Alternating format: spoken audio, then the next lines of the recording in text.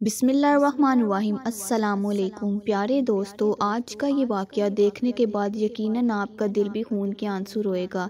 लिहाजा वालिदैन से मोहब्बत करने वाले लोग इस वीडियो को मुकम्मल ज़रूर देखें, क्योंकि इस वीडियो के आखिर में एक बहुत ही खूबसूरत सबक दिया गया है। कहते हैं एक गरीब मियाँ बीवी के यहाँ एक चाँद से बेटे ने जन्म लिया। दोनों बहुत खुश हुए। उन दोनों ने अपने बेटे की परवरिश के लिए बहुत कुछ सोचा। लिहाजा वो दोनों बहुत गरीब थे, तो मेहनत मजदूरी करके दिन रात एक करके अपने बच्चे की परवरिश शुरू की। वो औरत लोगों के घरों में काम करती थी और काम करके अपने बच्चे को पाल रही थी, और उसका शौहर भी मेहनत मजदूरी करके आता था। इसी तरह वक्त गुजरता गया। जब वो बच्चा 3 साल का हुआ तो खुदा की करनी क्या हुई कि उसका शौहर वफात पा गया। वो औरत तन्हा रह गई, और इसलिए फिर उसने मेहनत मजदूरी करके अपने बच्चे को अकेली ही पालना शुरू कर दिया। लोगों ने उससे बोला कि तुम दूसरी शादी कर लो। उसने बोला कि नहीं, मेरे लिए मेरा बेटा ही काफ़ी है। वो ये सोचती थी कि अगर मैंने किसी दूसरी शादी की तो क्या पता वो मेरे बेटे को कबूल ना करे और मेरा बेटा दर दर की ठोकरें खाए। तो इसीलिए बेहतर ये है कि मैं मेहनत मजदूरी करके अपने बेटे को पालूं और उसके साथ ज़िंदगी गुजारूं। जहाँ वो 2 घरों में काम करती थी, उसने 4 घरों में काम करना शुरू कर दिया और अपने बेटे की परवरिश शुरू कर दी। इसी तरह दिन गुजरते गए। जब उसका बेटा 5 साल का हुआ तो एक दिन वो अपने दोस्तों के साथ खेल रहा था, तो उसके दोस्तों में से एक ने उसको पत्थर मारा जो कि उसकी आंख पे लग गया, और उससे उसकी आंख ज़ाया हो गई। माँ तड़पती बिलखती डॉक्टरों के पास उसको लेके गई। डॉक्टर ने बोला कि उसकी आंख ज़ाया हो चुकी है, जिससे उसकी माँ का कलेजा फट गया। उसने फिर भी हिम्मत ना हारी। उसने डॉक्टर से पूछा कि कोई ऐसा तरीका बताएं कि मेरे बेटे की आंख वापस आ जाए। उन्होंने बोला कि अगर कोई अपनी आंख आपके बेटे को डोनेट कर दे तो वो उसकी आंख वापस आ सकती है। उसने सोचा कि हम गरीबों को कौन आंख देगा। फिर उसने सोचा कि मैं अपनी आंख दे देती हूँ। उसने डॉक्टरों से मशवरा किया और बोला कि डॉक्टर साहब, मेरे बेटे को मेरी आंख दे दें। डॉक्टरों ने बोला ठीक है, लेकिन आंख लगाने का बहुत ज़्यादा खर्चा था। वो बेचारी गरीब औरत कहाँ से इतने पैसे लाती। फिर भी उसने हिम्मत ना हारी। उसने लोगों से उधार पकड़ के बच्चे का ऑपरेशन करवा दिया, और इस तरह उस बच्चे की आंख वापस आ गई और उसकी अपनी आंख चली गई। इसी तरह लोगों ने देखा कि एक आंख से महरूम है, तो लोगों ने उसको काम देना भी छोड़ दिया। आहिस्ता आहिस्ता वक्त गुजरता गया तो लोगों ने उसको बिल्कुल ही काम देना छोड़ दिया। लेकिन उसने अपने बच्चे का पेट पालना था, इसलिए उसने मोहल्ले में कूड़ा उठाने का काम शुरू कर दिया। इसी तरह उसने अपने बच्चे की परवरिश की और अपने बच्चे को अच्छा लिखाया पढ़ाया, और एक दिन उसको बड़ा ऑफिसर बना दिया। बच्चा जब स्कूल से आता तो वो अपनी माँ को गुस्से से बोलता कि मेरे सारे दोस्त मुझे कहते हैं कि तुम्हारी माँ कानी है और वो लोगों के घरों का कूड़ा उठाती है, इसलिए वो रोज़ अपनी माँ पे गुस्सा करता। तो माँ हंसकर कहती कि बेटा, मेहनत में क्या शर्म है। लेकिन वो बेटा उसका बाज ना आता। वो रोज़ स्कूल से आता और रोज़ दोस्तों की बातें सुन के अपनी माँ पे गुस्सा निकालता, लेकिन माँ बच्चा समझकर हंसकर बात टाल देती थी। इसी तरह वक्त गुजरता गया। माँ ने दिन रात मेहनत करके अपने बच्चे को एक कामयाब इंसान बना दिया। उसकी तालीम मुकम्मल हो गई, उसको एक बड़ा ऑफिसर बना दिया। माँ बहुत खुश थी। लेकिन उनका बेटा कामयाब होने के बाद, ऑफिसर बनने के बाद, गलत किस्म के दोस्तों की सोहबत में बैठना शुरू हो गया और अपनी माँ को बहुत खड़ी खोटी सुनाने लगा। जब भी घर आता माँ पे गुस्सा करता। रातों को देर से घर आता तो माँ इंतज़ार करती, कहती बेटा कि तुम जल्दी घर आया करो। तो वो कहता कि तुम क्यों मेरे पीछे पड़ गई हो, तुम मर क्यों नहीं जाती, मेरा पीछा छोड़ दो, मुझे मेरी ज़िंदगी गुजारने दो। माँ अकेली तड़पती बिलखती रोती कि किस तरह मैंने इसको पाल पोस कर बड़ा किया और आज ये मुझे ही ऐसी बातें कर रहा है। माँ उसको समझाती थी, लेकिन वो नहीं समझता था। इसी तरह एक दिन उसकी माँ बहुत बीमार थी। उसकी माँ बीमारी की हालत में अपने बेटे का इंतज़ार कर रही थी।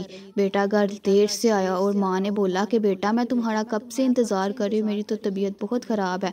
तो कहने लगा कि तुम्हारी दवाइयाँ तुम्हें दे कर गया था ना, तो खा लेती दवाइयाँ, तो मैं अपने साथ नहीं लेके गया था, मेरा इंतज़ार मत किया करो। इस तरह कहकर चला गया। माँ रोने लगी।